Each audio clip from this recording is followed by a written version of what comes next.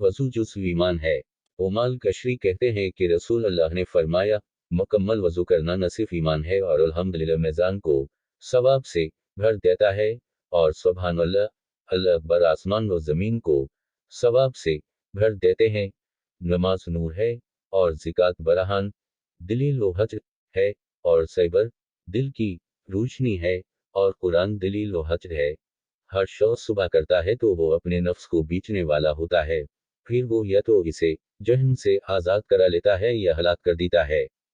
वजाहत: वज़ू न सिर्फ आधा ईमान है क्योंकि उससे ज़ाहरी तहारत हासिल होती है, और ये तहारत नमाज के लिए शर्त है, इसलिए इसे आधे ईमान या आधी नमाज से ताबीर किया गया, और बातनी तहारत ईमान व इक़रार तौहीद से हासिल होती है। ज़िकात की अदायगी से ईमान की सच्चाई का पता चलता है।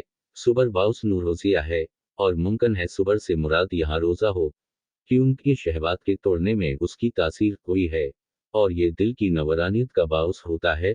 कुरान पर अमल करने से नजात, और उसको छोड़ देने से हलाक का कोई अंदेशा है।